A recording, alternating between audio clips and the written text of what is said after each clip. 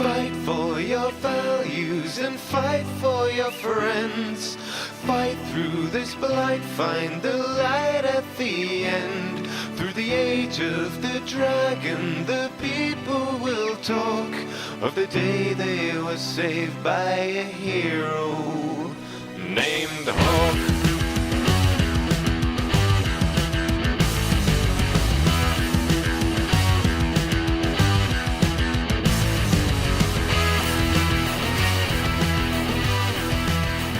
You're listening to Reignite, a podcast about the uncomfortable parallels between a game over 10 years old and the real world. I'm Frankie. And I am Matt, aka Stormageddon. Before we get into our summary, maybe we should talk about something very important. What do you think? Yeah, probably.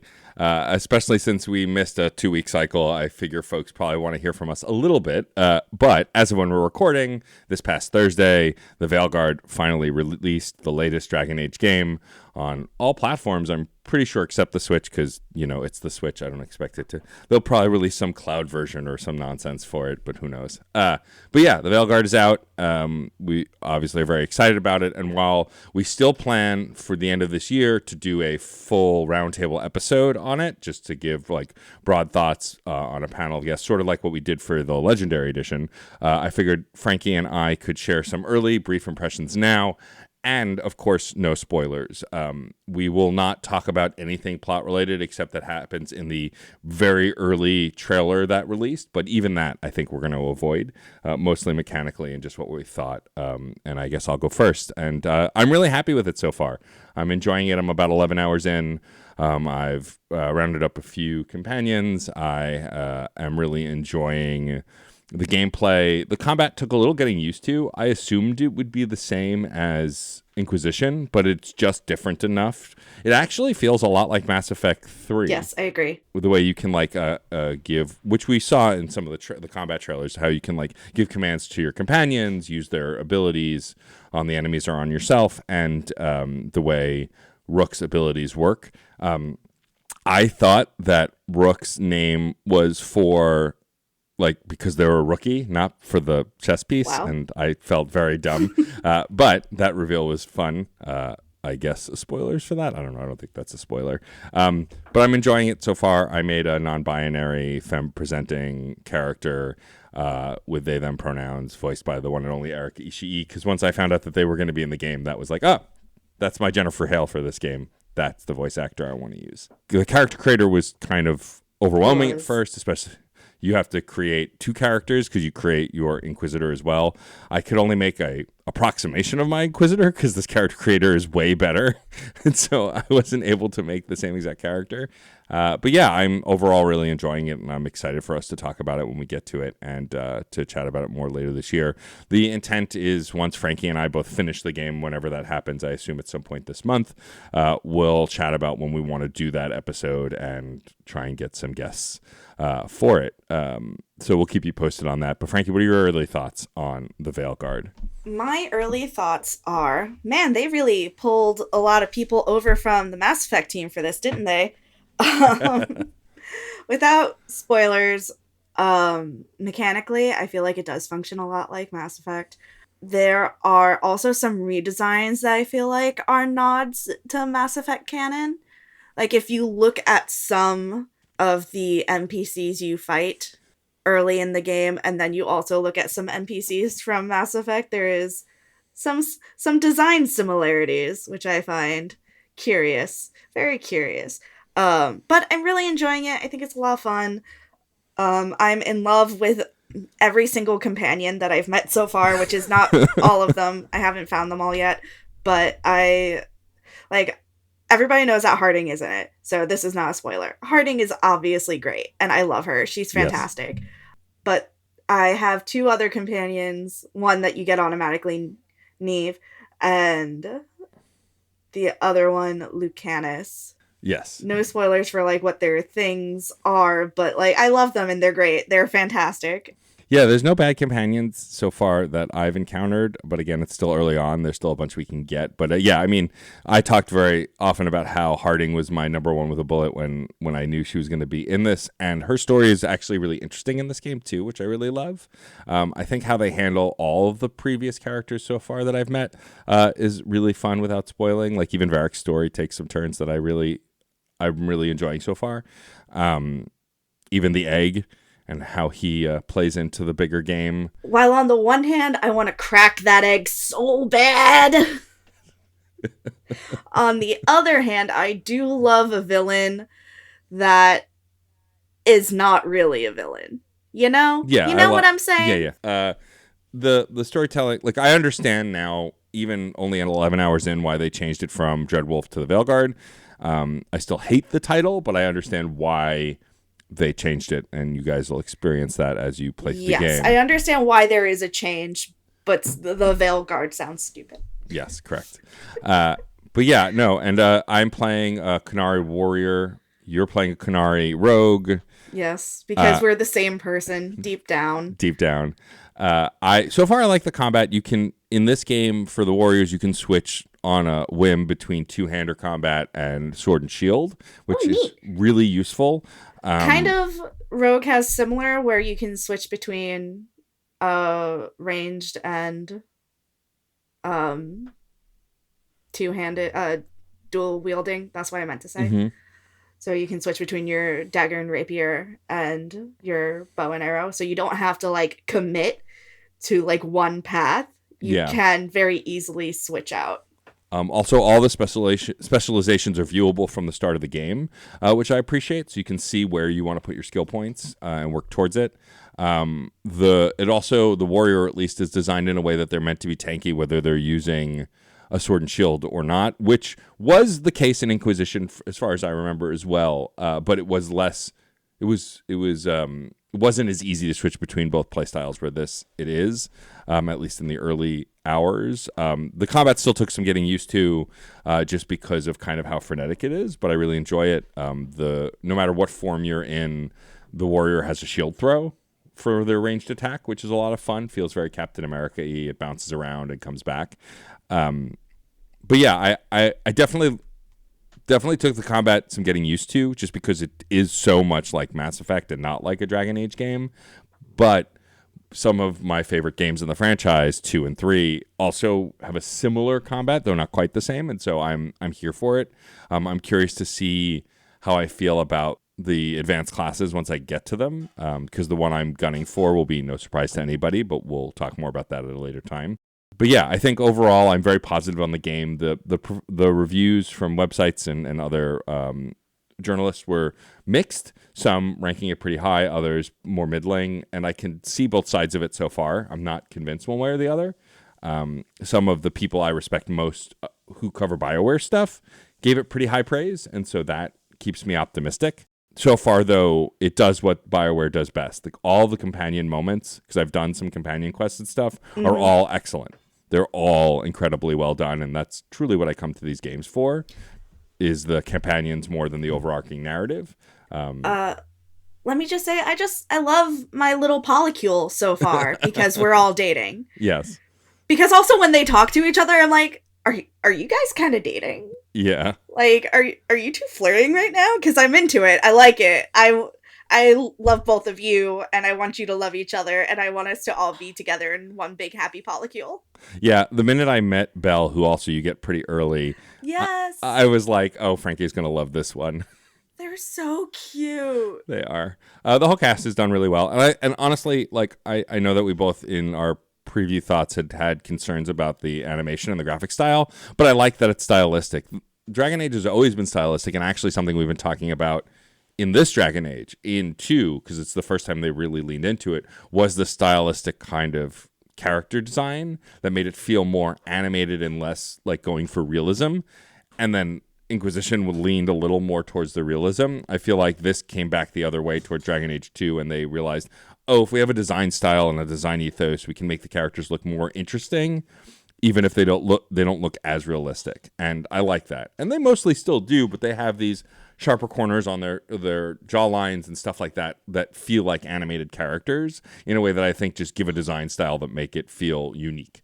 So yeah, so the Veilguard, I don't know that we're going to do a ton more of these updates just because I think Frankie and I really do want to do a like roundtable discussion about the game as a whole. We, of course, are still going to do an entire season on it, but it's going to take some time for us to get to that. But I wanted to make sure at least here, the week it came out, that we, within the week that it came out, that we talk about it a little bit because I know you guys want to know. And if you want to know our more moment-to-moment thoughts, you can join the Discord server because we have a Dragon Age the Veilguard channel where you can post your rooks, your thoughts on the game. We have a bunch of folks who are currently playing through it early on as we are, and so if you want to share your thoughts in more real time and hear ours, you can go there. Otherwise, we will keep you posted on when the roundtable episode is coming, and we're excited to share our more in-depth thoughts with you as we continue. Shall we get into the summary, Frankie? Let's do it! There's a bounty out to find the missing son of Kirkwall's Viscount. What better way to earn some gold and rise in the estimation of the nobility Hawk should have been part of from the beginning? Too bad Hawk isn't the first to the party. The Winters already have a lead, but they don't seem like the type of people to talk things out. With the blessing of the Seneschal, Hawk can intervene and try to bring Seamus home safely. Upon arrival to the Wounded Coast, it's too late to prevent the murder of the Qunari blamed for Seamus' disappearance, but it's not too late to protect Seamus from the people who killed his friend. Yeah, I completely forgot this mission existed until we how played could it. you? I mean, I think what happens is a lot of the Qunari storylines blur together a bit for me. That's fair. And so I think it's not so much that I forgot this quest. I forgot that it was separate. I thought it was part of some other stuff. But yeah, I guess to start, we should talk about our squad that we roll up with. I, much to the dismay of Fenris, have an all-mage squad. It's myself, Meryl, Anders, and Fenris. So that sounds so annoying for him. yeah, I really don't think he's enjoying it. But look, I'm deciding to go rogue free for now because I want to spend some more time with Meryl since I haven't in the past. And, I need Anders because he's the healer. And I refuse to heal as a mage. I will not do it. It's not my job. All right. I chose Aveline, Anders, and Varric. I brought Aveline because this has to do with the Viscount's son, and she's a city guard. So I felt that was appropriate. Anders because he is the love of my life, and Varric because he is also the love of my life, but platonically, I guess, because they won't let me have my little dwarf husband. Varric, I love you. Anyway, that being said, when we arrive to Viscount's Keep, we head up the stairs towards the Viscount's office, where the Seneschal is in a heated discussion with this very grumpy-looking lady named Sarah Guinness. Also, let me tell you, I really thought her first name, was Sarah. Same. Yeah, the fact that we have a character in later Dragon Age games named Sarah without the H, and that they use the title or like greeting Sarah, like it just confuses things. They need to stop. I forgot that Sarah is like sir. Yeah. But like gender neutral. I guess. I forgot. I was very confused. I kept calling her Sarah in my notes. Of course you were. No, her name is Guinness, and she is the leader of the Winters, a mercenary group out of Navarra, and they do not seem like nice people. No, she talks about how she'll basically get him back by any means necessary, and is it necessary he's alive, and all of this nonsense, and she just seems like not a good person. So the Seneschal is handling this as mild-mannered as he can. Guinness shares that they have information that Seamus is on the Wounded Coast, which we overhear, but otherwise it's clear the Seneschal really isn't enthusiastic about this interaction on any level, and why would he be? Yeah, and he even, like, gives us their tip. Like, oh no, how could I have stopped you? Yeah. But the information we do receive from the Seneschal is that Seamus, the Viscount's son, is missing. They suspect that he was kidnapped by a Qunari. And this is really our first up-close look at the Qunari-Kirkwall tension. We know of it through Varric's narrative, but we haven't personally interacted with it yet. So this is kind of our first, like, Oh, yeah, that's right. There's some really tense politics happening in this city, aren't there?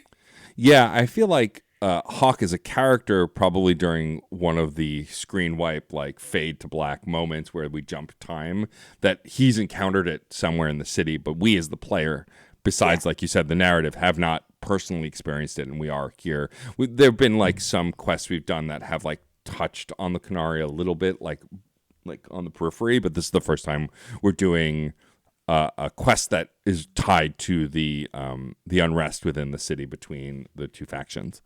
Yeah. So, just a refresher, the Canary have crash landed on Kirkwall shores as a kind of way to placate everyone. The Viscount gave the Canary a little compound to stay in until they can get their shit together and leave.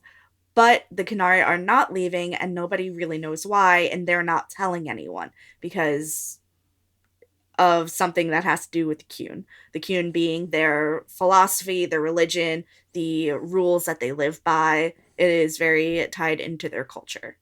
Yeah.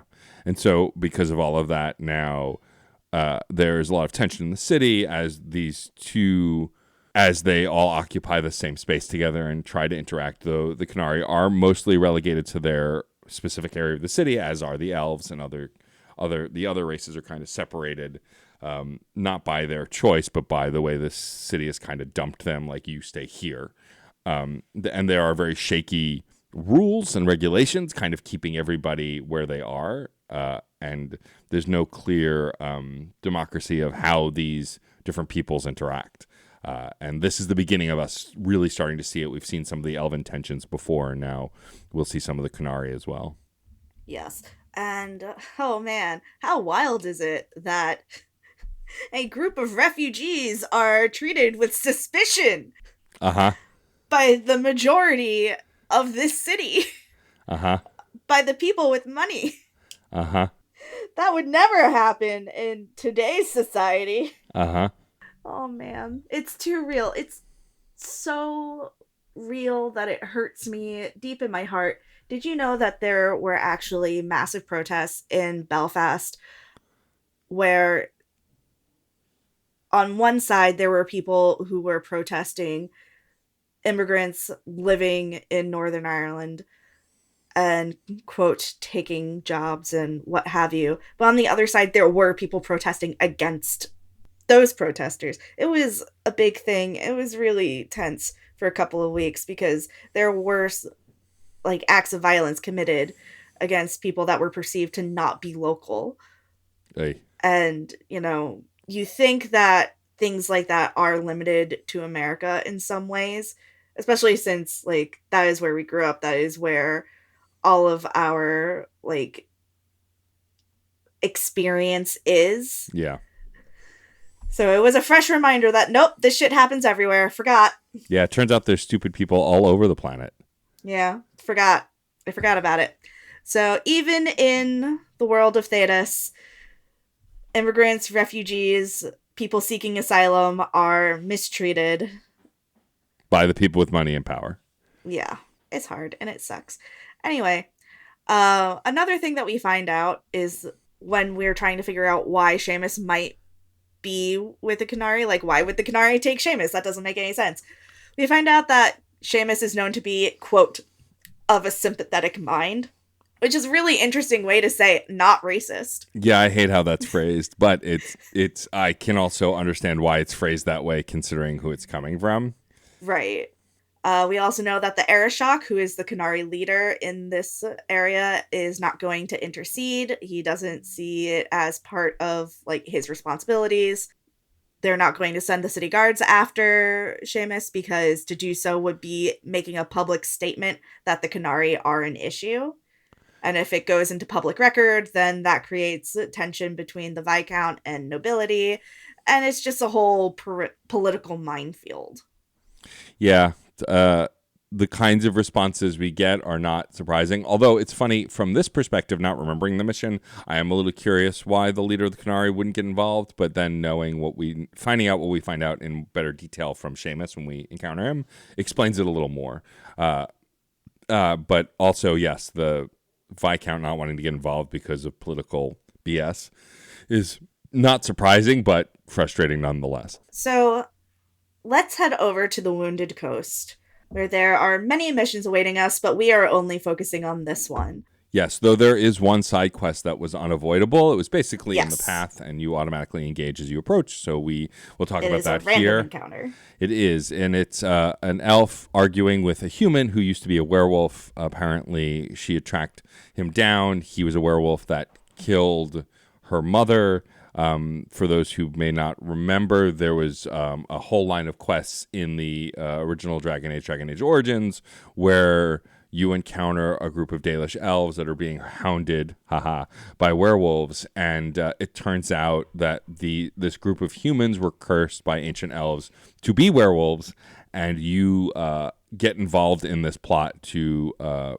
bring the conflict to an end. Frankie and I both resolved it by returning the wolves to humans again and breaking the curse, and so this mission is a direct result of that. And so you're able to step in here on either side with the young elven woman who's here to defend her mother, or defend the human, the former werewolf, because he obviously couldn't really control himself when he was as a werewolf. Who did you end up signing with, Frankie? Oh, I sided with the werewolf because you know what? I get it. Like, he was under a curse. What are you gonna do? Yeah, I sided with him as well, which when you do, at least my hawk, and I'm assuming yours as well, gave the angle of like, would your mother want this? Would she be proud of you killing this man in her name? Oh, my hawk literally just said, he was cursed. You can't blame him for that. Yeah, mine brought up the whole mother angle and would she be proud of your actions? I don't know how that happened because there was like no conversation about it. Yeah. I don't know. Because there was, did you say you're a werewolf? And he explains, like, yeah, blah, blah, blah.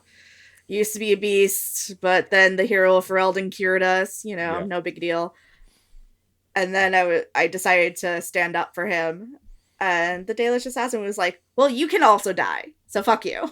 Interesting. Yeah, I think there was an option, like a snarkier option, is to say, would this be what your mother wants? And I didn't have any conversation options. That's so weird. So interesting. Maybe it's related to the way we handled the wolf thing. I think we handled it the same. I don't know. But either way, I was able to talk her down. She leaves him and wanders off. And this is dumb. This is a dumb mission. I appreciate what they're trying to do with the werewolf in incorporating the stories from before, but this is literally the last time we hear anything about the werewolves. It does not come up again.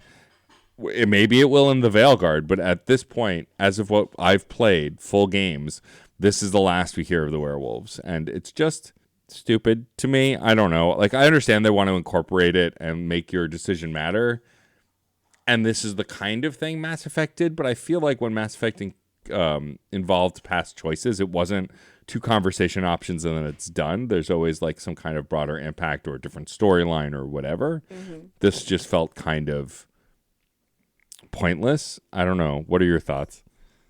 Yeah, it on the one hand is nice to see a nod to this thing that you did previously, and if this was 2011 and our first time playing this, then it could feel like we're going to continue to see ramifications of that decision. Right. But because it's 2024 and we've played Inquisition and we know what we know now, the werewolves do not matter. There are no werewolves in the world anymore. Nobody cares. Yeah. But even if you chose to side with the werewolves, there would be no werewolves in the world and no one would care. Yeah, it just feels very pointless, which again comes from hindsight, I think, but still, like, this was my biggest problem with Dragon Age, and I think one of the major complaints is that some of the ties to the previous game feel haphazard. The biggest, I think, difficulty with Dragon Age, because each game has a different protagonist, is the connections feel tenuous at best, which isn't necessarily a bad thing. There are tons of games that come out that are series that the connections are non-existent or there's no way to influence the connections. But I think part of it is because Mass Effect's ties between games were so much stronger because you played the same character in every game, except for the fourth one. it just made these kinds of choices in Dragon Age feel worse. I think ultimately I like that Dragon Age has a different protagonist every game. Although I'm curious if I'll still feel that way after the Veilguard, because I think we all had some concerns about why we weren't still playing the Inquisitor when that storyline seems to directly affect the Inquisitor. But beyond that, I think this little side quests like this show some of the flaws in Dragon Age, even though 2 is one of my favorite games in the series. So I think I'm glad that we talked about it, but it does end up feeling kind of like a nothing burger in the end. Yeah. I think at the time, there was probably all the intention in the world Sure. of continuing these threads, but we all know the issues that the game ran into. Things had to be cut out. Things just had to be dropped entirely. So this should have been something that wound up on the cutting room floor, but they did not have the foresight to do that. Right. And like, again, Dragon Age, especially from Inquisition and then to Veilguard, as we cover them, the teams are so different, especially by the time we get to the Veilguard, that things are just going to be different. And I think as a whole, based on just my knowledge of the trilogy and what I've played of the Veilguard, I think the diversity of how these games play and the characters they have is to their strengths. But we'll continue to evaluate that as we go. But after this, we continue along the west side of the Wounded Coast to get to where Seamus is, and we confront the Winters, who have already slain the Qunari and have Seamus in their clutches. Poor Seamus. He's like on his knees over his friend's body. He's so upset. He uses some Qunari language, which I looked up. Vashadan means trash or garbage or crap. Which, yeah, you're right. Guinness is Vashadan. Agreed.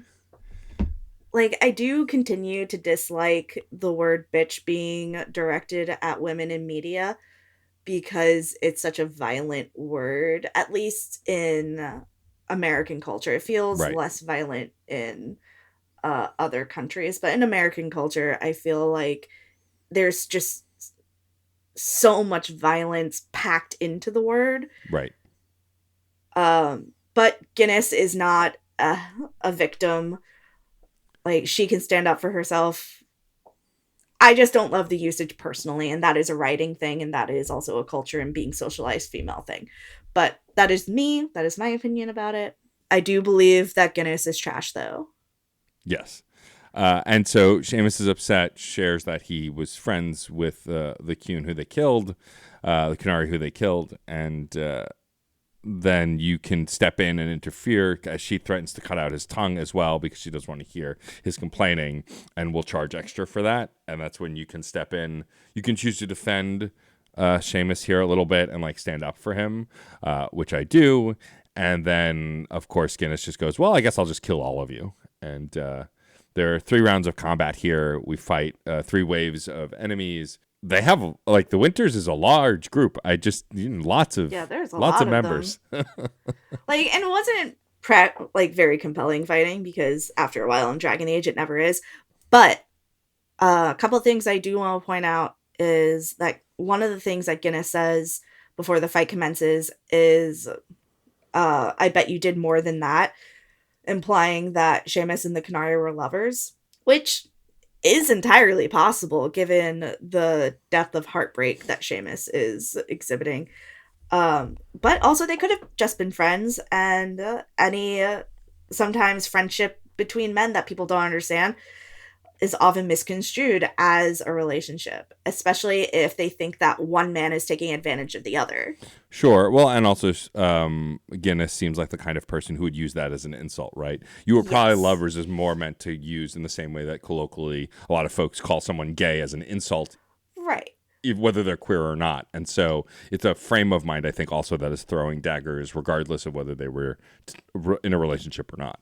But I do think that there is a possibility Sure. for Seamus. I mean, he seems completely distraught. But again, he also could just be a very caring individual who is sad that an innocent person died. Since this was not a Qunari warrior holding him prisoner, it was a friend that he met with often to discuss and talk about the unrest in the city. Yeah. But also, I think that Seamus being queer would shed a lot of light over the differences between him and his father, For sure. and like why like his father's always disappointed in him. So I think it is a plot line that could have been explored, and I will think of it fondly. I also told Guinness to leave him alone, and Seamus lets us know that he doesn't want this woman to get rewarded for killing her friend, so let's fight. Yep. And then we do. And yeah, I mean, at this point, my take on the Dragon Age 2 combat is I don't mind it. I think the problem for me as a mage is that a lot of my best spells are area of effect spells, and once I drop them and more enemies come, some of them can be effective if it's an ongoing spell, but something like Fireball that just impacts and explodes, I can miss, and targeting is kind of a pain in the ass. Again, I'm playing with keyboard and mouse, which is I think making it more challenging because this is an action adventure game at its roots, and probably on controller would be a lot more easy to navigate than the first game. But that said, I still don't mind the combat in the same way that I kind of got used to it in the first game. But there's nothing special to this fight. There's no boss fight. We kill Guinness and we kill, I'm guessing, all of the Winters. We Definitely. just kill all of the Winters. We wiped out an entire mercenary group from Navarra. The Winters are no more. I mean, it seems like it. There was a lot of them. There were so many. Why were there so many? It was one guy. Yeah. And then after you finish the combat, you're thanked by Samus, and you can explore before you decide to go back. There's some loot to gather, and then you can head back. I also want to talk about like some things that Seamus says about Ashad that I feel supports my theory. Ashad never lied, never coddled. They are not the brutes others claim they are. He talks about how he ran into Ashad while he was wandering the Wounded Coast. What a fucking gay thing to do. I know, right? Wandering the beach and meeting this hunk of a Canary.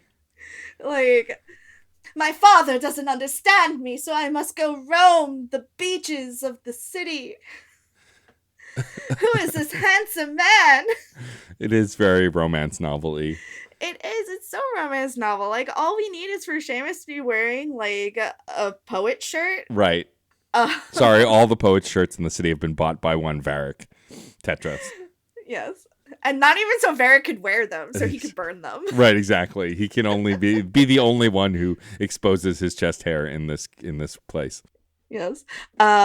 And Seamus says it was enough that we were both seeking something. And I was like, hey, Seamus, that sounds really gay. Yeah. What were you seeking, bud? Yeah. No, I can see. I want to be clear. I'm not discounting your narrative. I just think it's not explicit enough that we, of course, have to connect the dots, as queer folks often have to do in stories. I just think that it's subtext. Yeah, I know. And I do like that, at least in Inquisition and in the Veilguard, from what I've seen, a lot of that subtext becomes text, especially for the main character, which I appreciate a lot more. I also appreciate that. I have some feelings. We'll talk about it off air, but like I have some feelings about some things. Yeah.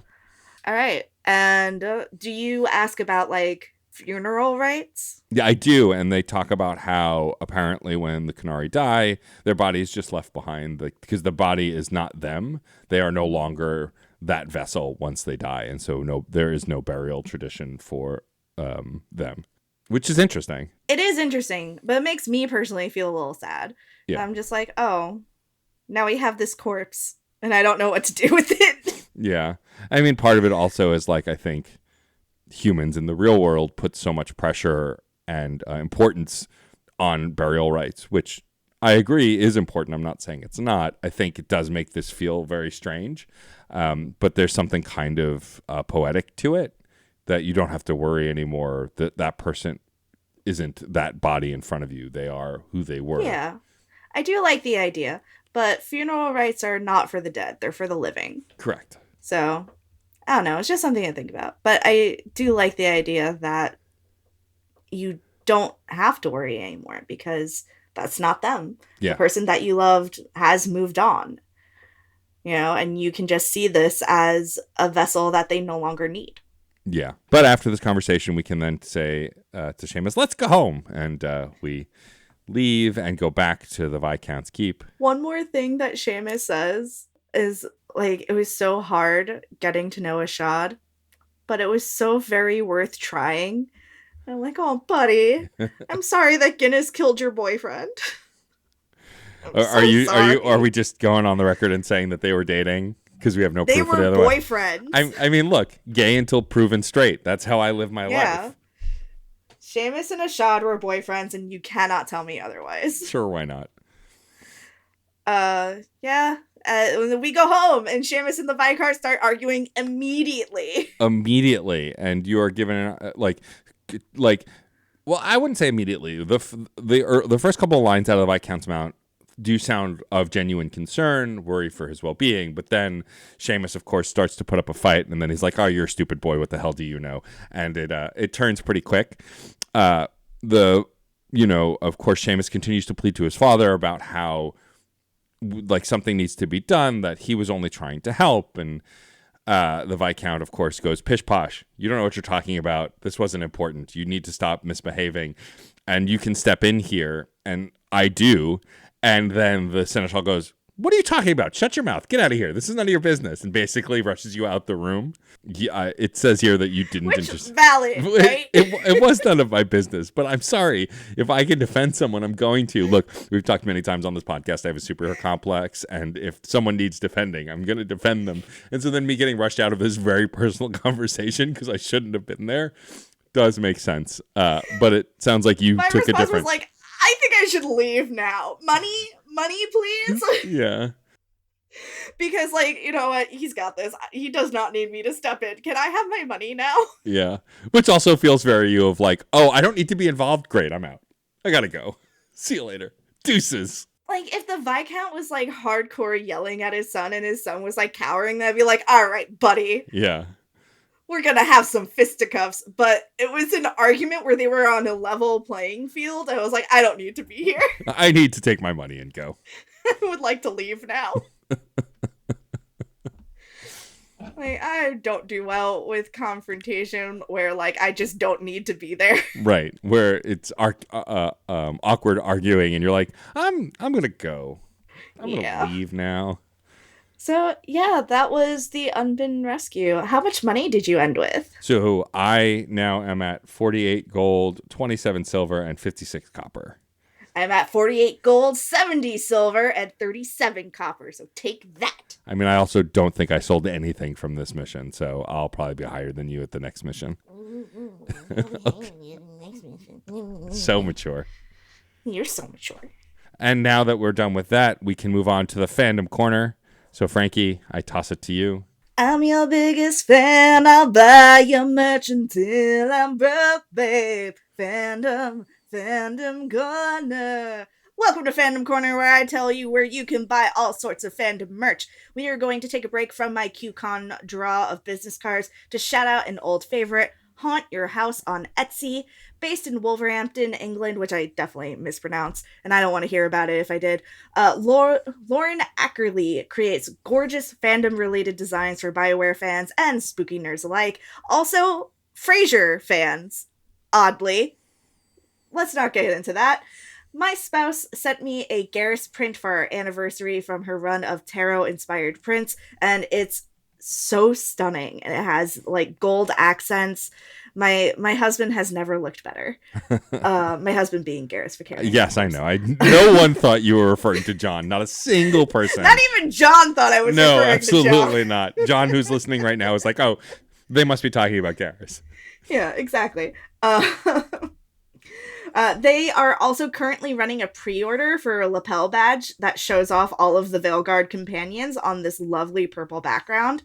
The pre-order is for £10, so probably like $12 to $13. I am so bad at conversions, buddy. Yeah. And they've also it's a really great price. And they've also done previous companion sets like the Dragon Age 2 companions as well. So it's a style that they've done before, but they are now doing for the new set of companions. Yes. They also have this gorgeous holographic sticker sheet of all the Veilguard factions, which is really cool. So go check out Haunt Your House and tell them I sent you, because maybe she'll send me a pin or something. And I can confirm that she has done this kind of grouping of all the companions, like iconography for all of the companion sets: Origins, Inquisition, Dragon Age 2, and now the Veilguard. Unfortunately, we're now in November. She was doing a sale or a special in October where if you spent like 15 or like you spent a certain amount of money on Dragon Age items and you got a free Dragon Age themed friendship bracelet. Aw. I'm so sad that I missed out on that. I have a feeling that you might be able to like put a note in your order, be like, hey, any chance I can get one of these? I really want one. But yeah, go check out Haunt Your House. We'll include a link to their Etsy store in the show notes. And as far as the next episode goes, the Kunari fun doesn't stop here. Next time we'll be talking about the Black Powder Promise with special guest Troidal Power, a listener of the show who literally binged the show, I think, over the last year and finally caught up and is now playing along with the show, which we're always very grateful for. But Troidal Power will be joining us. He does some really cool stuff out on the internet, so more about that in 2 weeks. And yeah, I believe we started the Black Powder Promise, right? Like there was like a small pre-mission with a dwarf. That's this mission, right? Oh, Isn't it? yeah, we ran into that guy. And he's like, that guy is the part I totally fucking forgot about it. See, it's not just me. So anyway, tune in for that. But as far as this episode, we are done. So let's outro and get the hell out of here. Are you okay? I don't know. Feels like you just had a stroke. I mean, maybe a little. Look, it's been a rough last couple of weeks. It has been. I don't know who I am anymore. It's fine. It's been tough on both of us. If you like what you heard here, follow us on social media. We're at ReignitePod on Twitter, Blue Sky, Tumblr, YouTube, and Instagram. Facebook.com/reignitepod, or you can send us an email at reignitepod@gmail.com.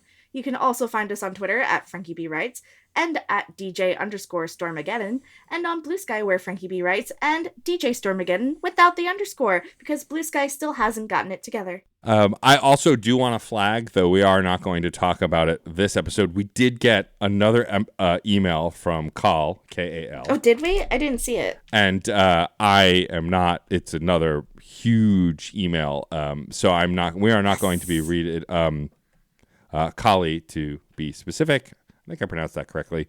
But yeah, wrote us about some other stuff having to do with Andromeda, and I think that was the other day. Yes, it was Tuesday of last week. And so we will talk more about the email next time. I just didn't have a chance to dive into it and read through all of it. And so, but I did want to shout out Kali for sending us another email. I love reading these.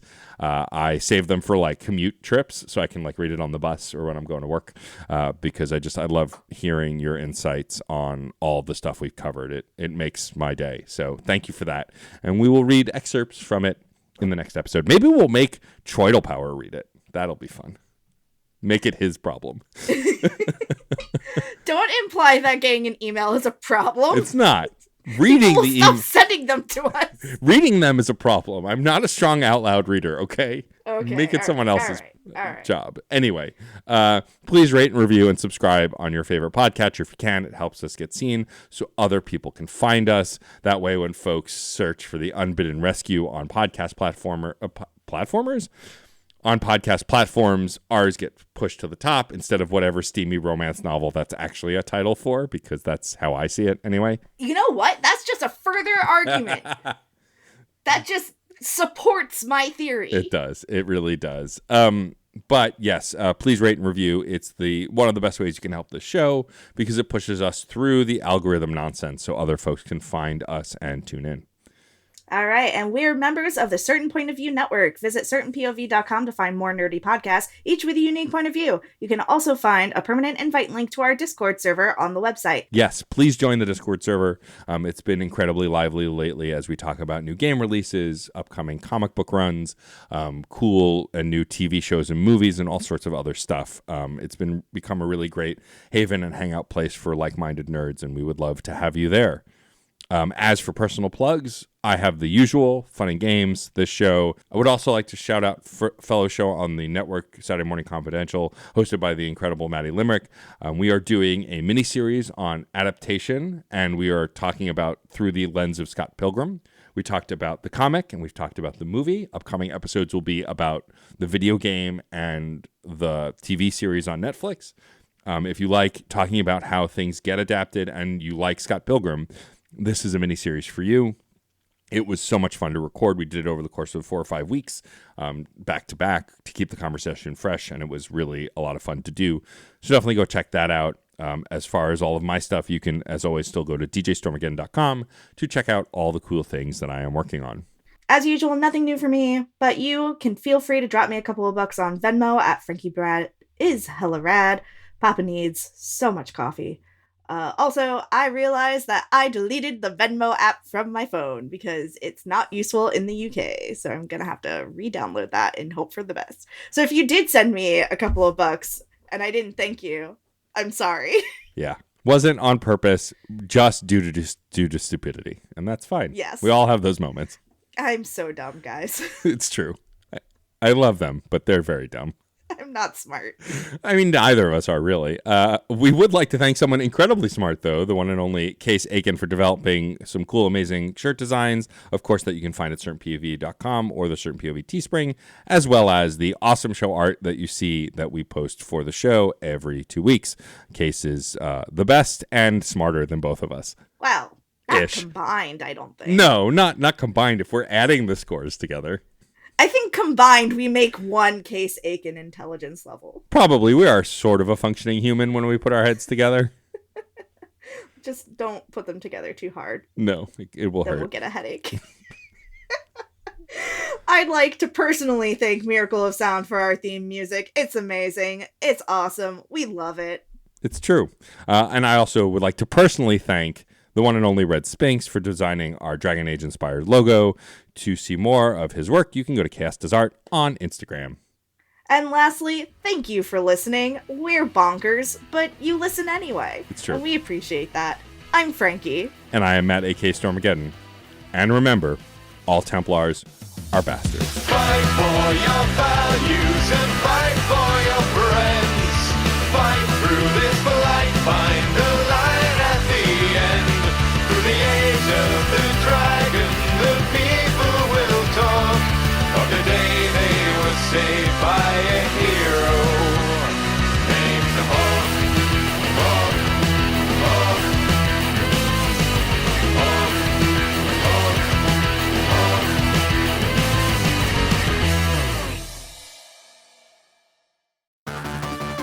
In a world where there's often 60 plus years of history to worry about, how can you quickly get into a new comic character or franchise? If you're like me, then you turn to video games. But how well does that work out? In some cases, pretty well. In others, it's a giant disaster. But how can you know which games will set you on the right path, and which games will just leave you more confused than you were before? Play Comics is the show for you. I'm Chris, and each episode we take a look at video games based on comic properties and how well they stick to that source material. So listen in and get the scoop on which games are worth your time over at playcomics.com or wherever you find your favorite podcasts.